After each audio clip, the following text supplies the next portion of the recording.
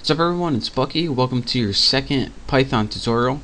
And in this tutorial I'm going to be talking to you guys about simple numbers and some simple math calculations in Python. Now in Python you do it a little bit differently than regular programming languages. And remember, we're still working in idle, the Python GUI. So open that, and once you got it open, you're ready to go. So last tutorial I told you guys how to make a basic output on a screen print. And in this tutorial I'm going to be showing you guys the basics of working with simple numbers and expressions. So the first thing that you can do is you can use the GUI or idle as a calculator. So do something like 2 plus 2. It will give you an answer. You can also subtract 6 minus 3. It'll give you an answer. Now you can do all these simple things, and another thing that you can do besides multiplication and stuff is simple division. So go ahead and you can do integer division, 18 divided by 3, like that. But what if you try integer division with numbers that don't divide evenly, like 18 over 7? Now this is 2 point something, but once you do that, it just gives you 2. And this is because Python is looking at your question, 18 divided by 7, and it says, alright, you're asking me what integer divided by an integer is, so I'm going to give you an integer is the answer. But we all know that 18 divided by 7 isn't 2. So how do we tell Python to give us the regular answer? Well, since the answer has decimal points, we need to ask Python in decimal points. In a decimal point number in computer language is called a float. And how you do this, how you get an answer in decimal points, you have to include a decimal point somewhere in your division.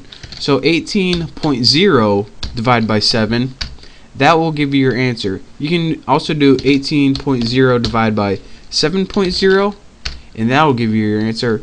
Or even 18 divided by 7 and just put a point, and that tells Python that you want a decimal point as your answer, and that'll give you your float answer too. Now besides addition, multiplication, subtraction, and division, we got a fifth operation that comes in handy a lot of the time, and that's your modulus operator, and that's just the percent sign. Now when you're dividing, you have this number right here and you have a decimal point, but if you want an integer, the modulus is pretty much the remainder that you learned in high school or elementary school, whenever the heck you learned it. So 9 divided by 4 is 2 with a remainder of 1. So once you do 9 modulus 4, it's going to give you the remainder, which is 1. So the modulus, whenever you do that, it's just the remainder. So what if you got the modulus of something like 8 divided by 4? What's the remainder of that? It's 0. So whenever you press enter, voila, it gives you 0. Who would have thought? So you can even do one extra thing I just want to tell you about. You can even get a modulus of a float, like there, that'll give you a remainder. 8.75. What's the remainder when you divide it by 0.5? You have 0.25 left over. So that's how you use the modulus, and again, the modulus is just the remainder of whatever is left when it divides it by the let's see, denominator. So the last expression I want to talk to you guys about is how to do exponents in Python.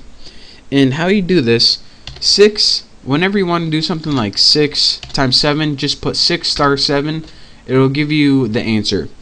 But whenever you want to do exponents, and remember, like something like 8 exponent 3 is 8 times 8 times 8, 8 3 times.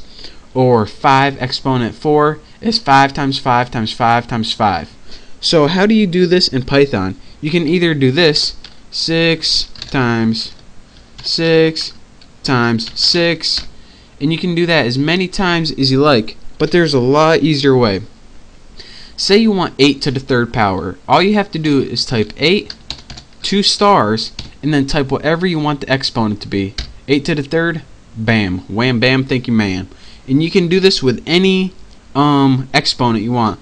So instead of typing 5 times 5 times 5 times 5, I said that wrong, but oh well, just type star star 5 times 12, bam, that'll give you your answer.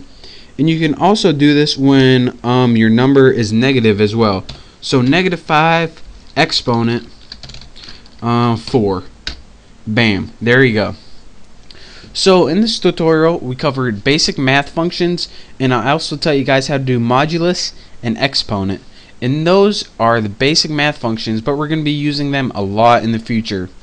So that's it for this tutorial. Thank you guys for watching. Hopefully you guys now have a better understanding of how to do simple math functions in Python. So again, thank you guys for watching. Make sure to check out the next tutorial, and I will see you next time.